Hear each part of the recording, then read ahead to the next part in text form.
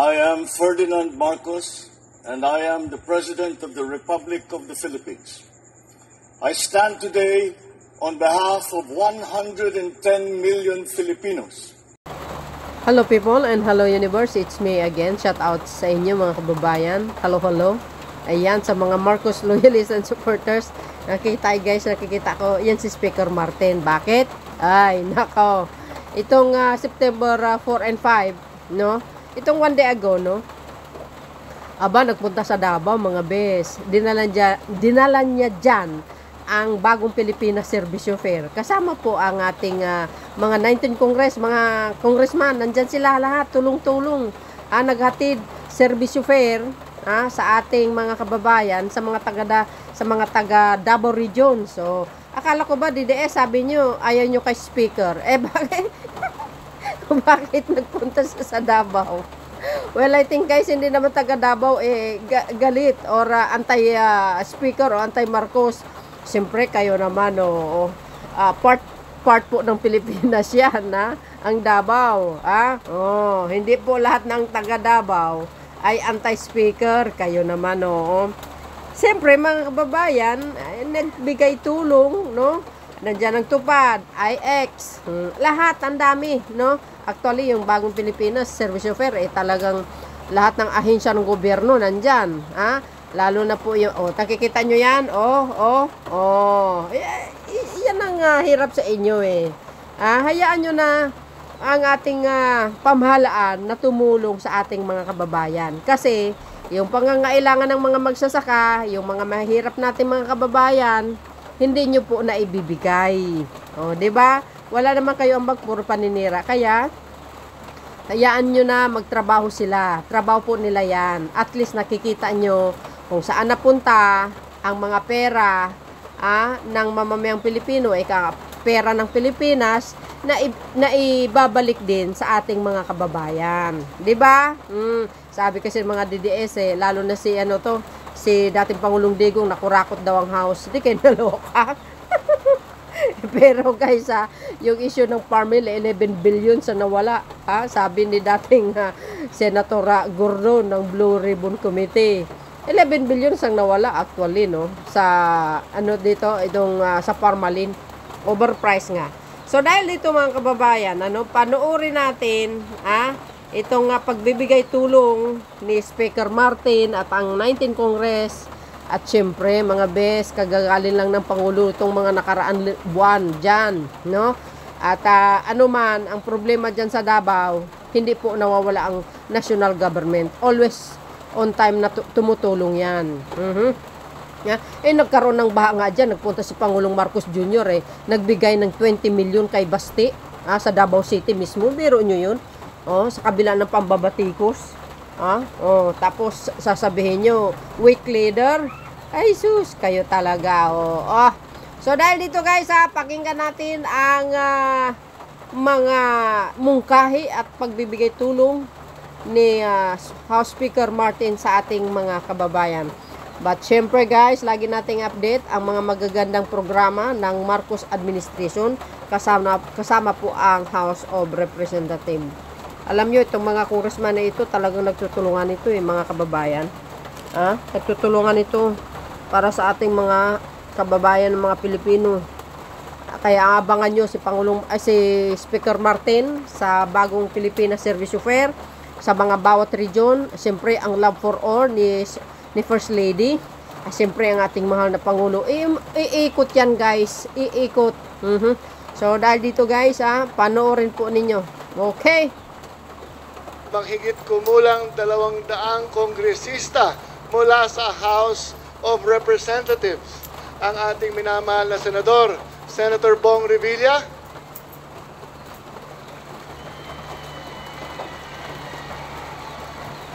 Sa lahat ng mga nandito ngayon, lalong-lalo na ang ating leader sa House of Representatives, the House of the People, ang ating minamahal. Palakpakan natin si House Speaker Ferdinand Martin G. Romualdez. Sa lahat ng mga nandito ngayong umaga, sa lahat ng mga nagbebenipisyo, maayong buntag. Mayong buntag kaninyong tanan. My warmest welcome to everyone and thank you for joining us in today's opening program of the Mindanao Serbisyo para sa Mindanao.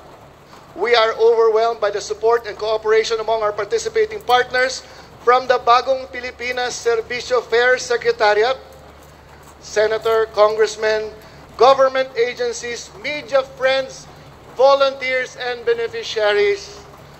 Thank you for trusting the Mindanao Development Authority to bring this national initiative here in Davao City. It is an honor for us in the Mindanao Development Authority. It is an honor for us to be part of serving the Mindanaoans in Davao City. This shows that we can achieve, this event shows, this Serbisyo Fair shows that we can achieve this much with a government that works together, a government that is always ready to serve for a common goal, ang makapagbigay ng mabilis at maayos na pamamahala tungo sa isang masaya at maginhawang bagong Pilipinas. Hindi ko na po pahabain at dahil alam ko naman mas excited kayo sa pagsalita ng ating mga panauhin ngayong umaga. But allow me to say this before I end my speech. Sa ating minamahal na Pangulong Ferdinand Bongbong Marcos Jr., sa ating minamahal na House Speaker, Attorney Ferdinand Martin G. Romualdez, kami sa Davao at sa buong Mindanao nagtitiwala na dahil sa ginagawa ninyong serbisyo at tulong, ang Mindanao ay hindi mananatiling lugar ng pangako, hindi mananatiling land of promise. Dahil sa inyong ginagawang tulong sa buong Mindanao, dito sa Davao, hindi na kami lugar ng pangako, kung hindi magiging lugar ng katuparan at lugar ng kaganapan. Speaker Martin, maraming salamat. Mabuhay kayo, mabuhay tayo, at mabuhay ang bagong Pilipinas. Magandang umaga sa inyo lahat. Nalipay ba mo ngayon buntag? Hinay man, oy. Nalipay ba mo? Kana, no? Siyempre, ato ang palakpakan ng atong mga guests, no, ngayong buntag, ang ating speaker, ang aming lideres sa Kongreso, Speaker Martin Romualdez. Siyempre, nandito din ang pinaka-head ng itong Serbisyo Fair dito sa Davao City, Secretary Leo Magno. Senator Bong Revilla. Ang hirap sumunod sa inyo, Sen, pagkatapos magsalita. Pero palakpakan po natin ang ating kaibigan sa Senado. Ang ating 203 na congressmen ikan sa laing lugar sa Pilipinas. Ato ang palakpakan ng paghatag nila ng suporta sa atua sa mga laing-laing na mga heads ng mga departments and ang kapangalan ko na head ng CSC, Attorney Carlo Nograles. Palakpakan po natin. Ug sa tanan, mayong buntag! Narito na ang gihulat nato na bagong Pilipinas Serbisyo Fair. Hindi ba mo malipay, dira? Diba? Nalipay ba mo? Yan. Siyempre, iboto nyo, next election, si Mig Nograles para sa Davao. Medyo kabalo naman mo na naigamay na gubot sa politika diri. No. Pero, bisan pa, nagstorya mini speaker, daghan man nagpangutana kung kanus moabot ang bagong Pilipinas Serbisyo Fair. Si Speaker Martin, nagstorya mi, ang gitanaw niya kung unsa ang kinahanglan sa Davao City. Wala niya gitanaw ang politika diri sa atua kay nakita niya mas kinahanglan sa mga tao ang tabang. Tama. Kining paghatag ng ayuda wala ni kahit anong politika. Tabang ni sa mga taong bayan. Kaya nag-abot ng 250,000 beneficiaries ang bagong Pilipinas Serbisyo Fair. 250 beneficiaries ang makadawat sa ayuda ngayon buntaga. Palakpakan naman nato. DDS lang naman ang namumulitik eh. Di ba guys? Ang 250 beneficiaries nito mag-abot ng 1.2 billion assistance gikan sa atong national government. Palakpakan nato ang administration na to. Mag-abot 1 billion cash assistance sa mga taga-Dakbayan sa Davao. Wow. Ha? Ay, 250,000 beneficiaries. Sorry. Di-correct ako, sorry. Tao lang po. Sharo, di tamalipay. Makita natin, kining administration nagatanaw sa atua, nagapaminaw sa atua, at handang muhatag ng tabang ug nag-ayuda sa atua. Palakpakan natin itong administration na to.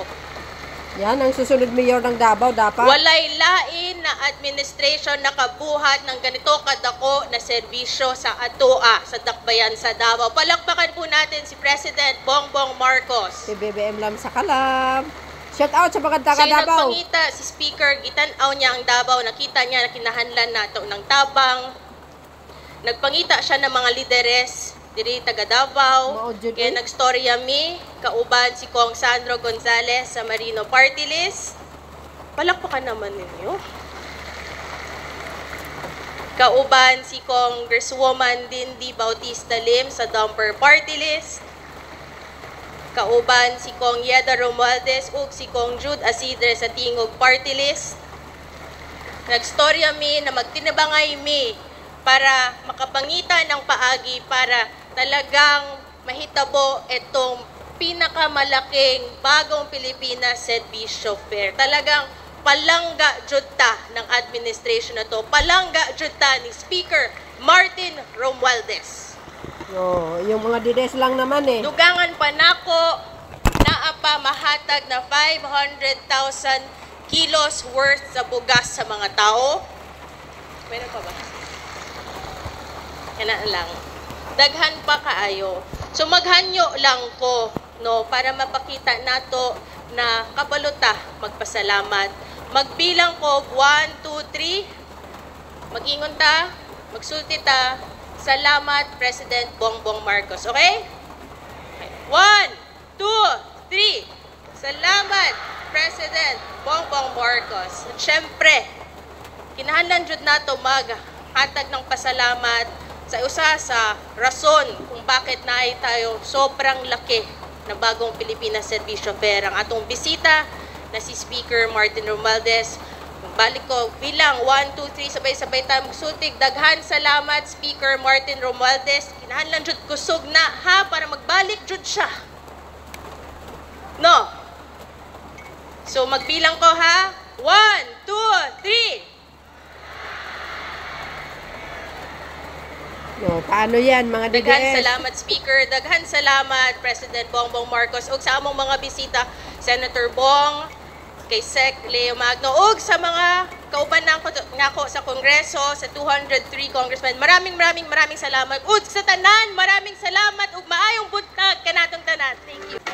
Mga kababayan, sa pagkakataong ito, atin na pong masasaksihan ang formal na pagbibigay ng iba't ibang mga tulong, programa at serbisyo para sa ating mga kababayan na dala ng Bagong Pilipinas Serbisyo Fair. Amin pong inaanyayahan ang ating mga iginagalang na bisita na manguna sa pamamahagi ng mga tulong at programa para sa ating mga kababayan. Speaker of the People, Attorney Martin Romualdez. Senator Ramon Revilla Jr. Secretary Leo Tereso Magno. Congresswoman Attorney Mix Nograles. Congresswoman Claudine Bautista Lim. Congressman Sandro Gonzales. At Congressman Jude Asidre.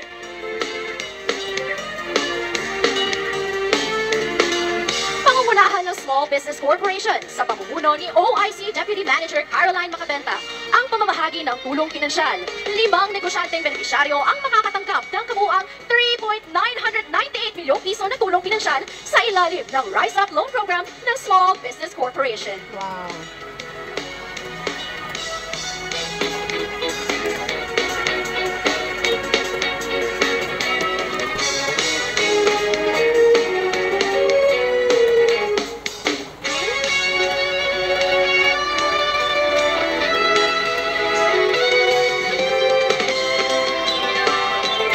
Maraming salamat po, SB Corp.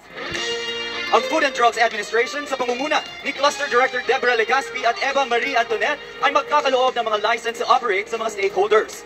Ang mga lisensyang ito ay nagbibigay ng pahintulot sa mga establishmento upang magpatuloy sa kanilang mga aktibidad pang negosyo, kabilang ang pagmamanufaktura, pag-aangkat, pag-e-export, pagbebenta, pamamahagi at iba pang kaugnay na gawain sa ilalim ng regulasyon ng ahensya para sa mga produktong pangkalusugan.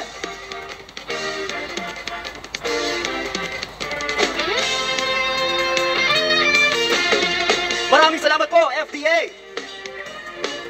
Tulong pinansyal para sa mga estudyanteng kolehiyo ang handog ng Commission on Higher Education sa pangunguna ni Regional Director Dr. Maricar R. Casquejo. Ang ahensya ay magbibigay ng kabuang 47 million pesos na financial grants para sa 600 estudyante ng University of Southeastern Philippines. Wow, congratulations! Oh. Di ba? Laking tulong sa kanila yan. Oh. Ano masama sa tulong? Maraming salamat po, Ched. Sa pakikipagtulungan ng Philippine Crop Insurance Corporation at sa pamumuno ni Regional Manager Rosalina Grabulan, ipagkakaloob ang kabuuang halagang 1.4 million pesos sa 414 na magsasaka at benepisyaryo. Ang halagang ito ay bilang kabayaran sa mga pinsalang natamo sa kanilang mga pananim, kahuyan, palaisdaan, makinarya at bilang proteksyon sa kanilang mga buhay. Maraming salamat po, PCIC!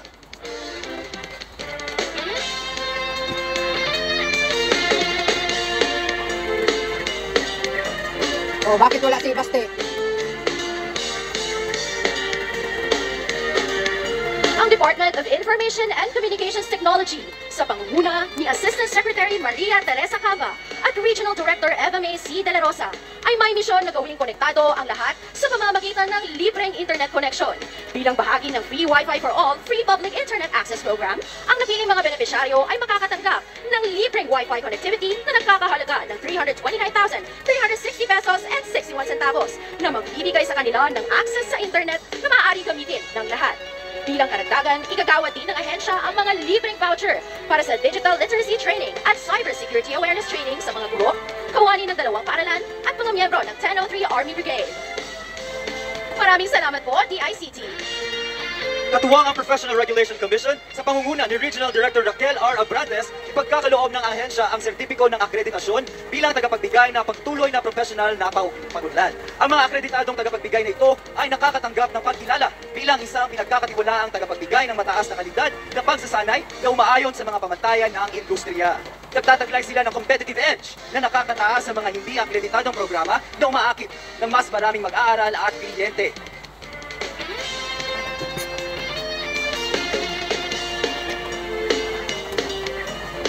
Maraming salamat po, PRC!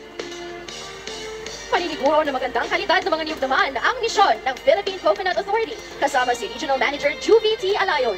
Ipamamahagi ng ahensya ang mga dekalidad na binhi ng niyog mula sa Open Pollinated Variety o OPV na dwarf at tall para sa pagpapatayo ng mga seed farms na magsisilbing pinagkukunan ng mga buto at punla sa hinaharap.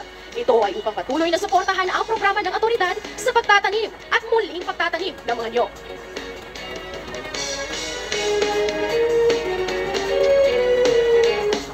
Maraming salamat po, PCA. Binibigyang prioridad ng Overseas Workers Welfare Administration sa pamumuno ni Regional Director Gina May Kimora ang kapakanan ng mga overseas Filipino workers. Ang ahensya ay magkakaloob ng tulong pangkabuhayan sa 7 benepisyaryo ng Balik Pinas, Balik Hanap Buhay Program na may kabuuang halaga ng 130,000 pesos at magbibigay rin ng espesyal na tulong pinansyal sa 3 pamilya ng mga OFW na nasa matinding kagipitan sa Kuwait na may kabuuang halaga na 75,000 pesos. Maraming salamat po, OWA! Sa pangunguna ni TESDA Director General Kiko Benitez, DDG Vidal Villanueva III, DDG Belizardo Polambo, at Regional Director Ashari Banto na nagmumula sa Technical Education and Skills Authority. Ipagkakaloob ang 3 yugto ng pondo para sa suporta sa pagsasanay ng mga eskolar sa ilalim ng Universal Access to Quality Tertiary Education Act at ang pamamahagi ng mga starter toolkit para sa dressmaking NC2.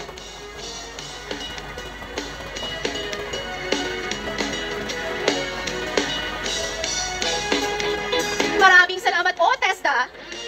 Kasama naman si Regional Director Attorney Randolph C. Pensoy mula sa Department of Labor and Employment, ipamamahagi ang tulong pinansyal para sa mga benepisyaryo ng tupad. Isang tupad beneficiary ang makakatanggap ng halagang 4,620 pesos na may kabuuang 231 million pesos na ilalaan bilang payout sa 50,000 disadvantaged workers.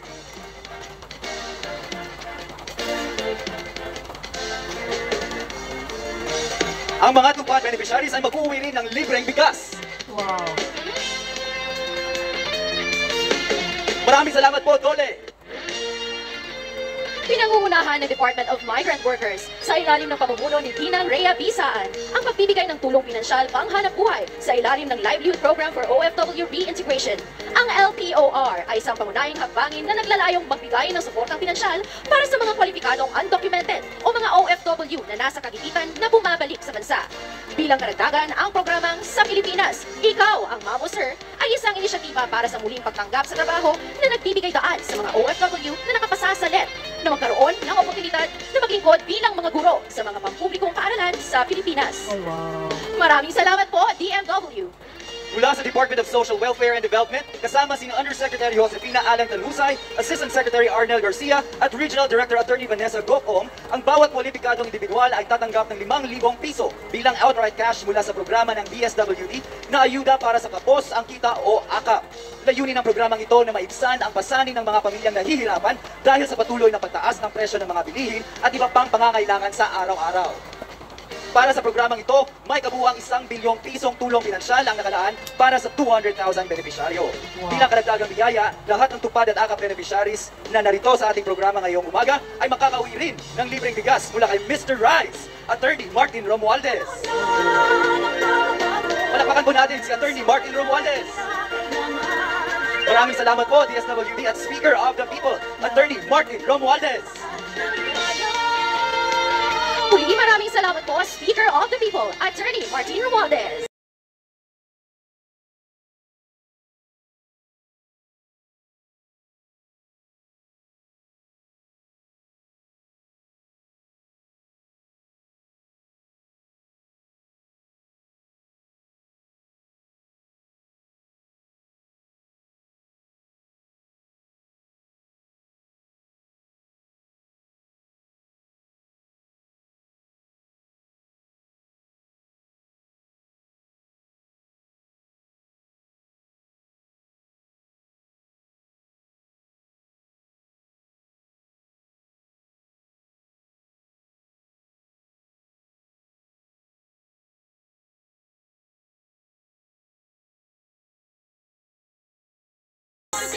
Bagay ba magpangulo?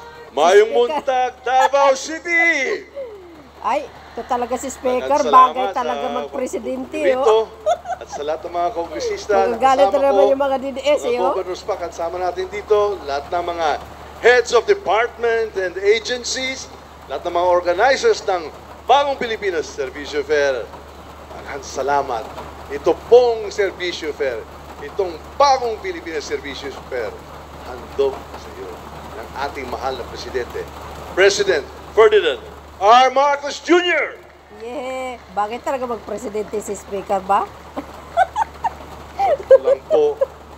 Ito ang sinasabi ng Pilipinas Servisyo Fair. Ito talagang matagal ang inisip ng ating mahal na Presidente na maibigay ng tulong na ginhawa at maayos na buhay sa lahat ng Pilipinas. At sa totoo lang po, nagagalak po ako kay bilang leader ng House of Representatives. Kasama ko lahat po ang ating mga kongresista dito. Miski sobra silang busy sa distrito nila, sa mga advokasya nila. Ayan, kahapon pa, lumipad.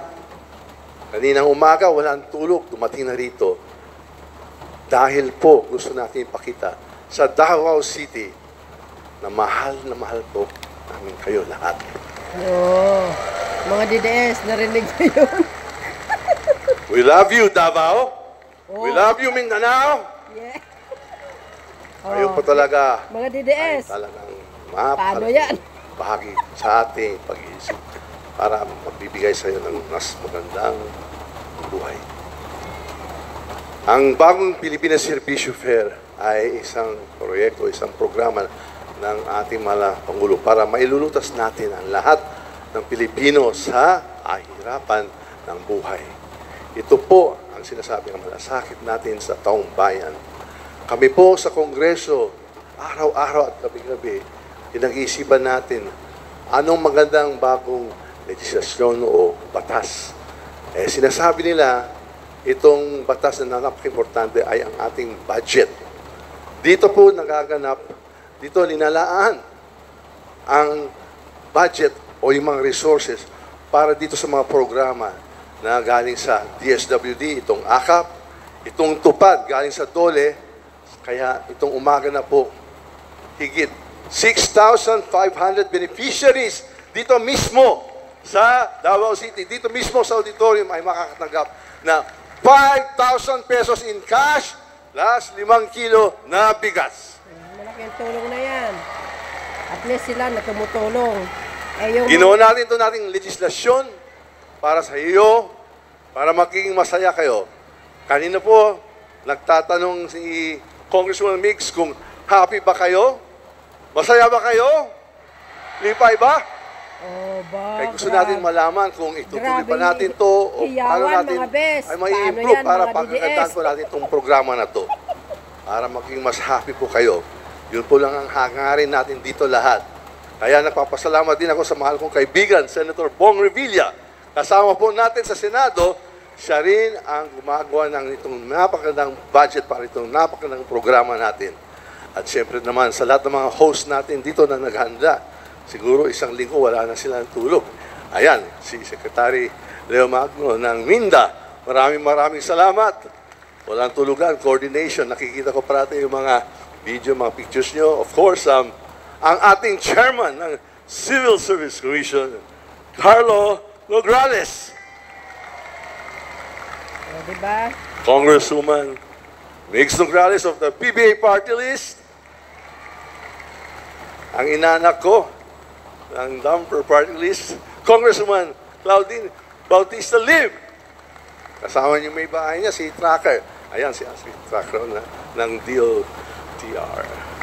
At siyempre naman, isa pang kaibigan ko, Congressman Sandro Gonzales ng Marino Party List. At saka, siyempre naman, ang isang kaibigan ko, waray din yan, yung party list ng may bahay ko, si Congressman Nieda, kasama niya po si Congressman Jude Side ng Tingog Party List. Yung mga kongresista dito, hindi lang mga tingga Mindanao. Ayan, yung mga dati mga co-host natin, sila Congressman Chino, Congressman Maricar, of course, Congressman Aldo, kung saan tayo nagawa na ng Pagong Philippine Service Fair. Pero lahat ng kongresista, galing pa sa Luzon, hindi lang Mindanao, Luzon, Visayas at Mindanao, kompleto po tayo ngayon. Kaya nagtataka ko parati hindi naman sa kaladkarin, pero talagang sobra kayong active. Alam ko, talagang busy-busy na kayo sa budget. Meron pa kayong mga committee hearings, pero may oras pa kayo, sumama pa sa akin. Kaya talagang hindi ko makakalimutan talaga yung mga attendance nyo rito. The best ang... Asahan mo, kasama rin kayo sa budget process at yung mga budget ninyo. Kaya huwag kayong mag-alala. The best ang 19 Congress. I assure you. Sa totoo lang. 19 Congress, the best. Pasalamatin naman dito yung mga kongresista. Di ba, napagod sila para sa budget. Nandito pa sila. Para po natin mga kongresista. Yeah. Sa totoo lang po, ayan, saksi na kayo na nandito ang kongresista. Ito yung 19 Congress. Ngayon po lang nangyari ito. Yes. Hindi lang ito yung bagong Pilipinas Servicio Fair. Pero yung mga kongresista na gumawa na itong budget, hinanda talaga nila para sa iyo, hindi lang ginawa nila sa batasan at umuwi na. Hindi. Umiikot kami sa buong Pilipinas para makita natin maayos yung implementasyon. Ito, na dapat talaga umabot itong mga programa sa iyo lahat para walang maiiwan at talagang kasama lahat. Yun talaga ang espiritu. Yan ang talagang hangarin natin lahat. Yun ang utos talaga ng ating mahal na Presidente na ibaba ang gobyerno sa taong bayan. Lahat ng mga departamento, lahat ng sanga ng gobyerno na yan dito. Kaya ako, taus-pusang po talagang nagpapasalamat. Alam nyo guys, bakit talaga ito si Speaker maging Presidente? Okay naman yung konting puyat. Basta masaya, basta lipay, basta happy ang mga tiga Davao. Yun po talaga ang gusto na natin makikita. Konting ngisi lang, konting palakpakan at smile na smile lang. Happy na kami.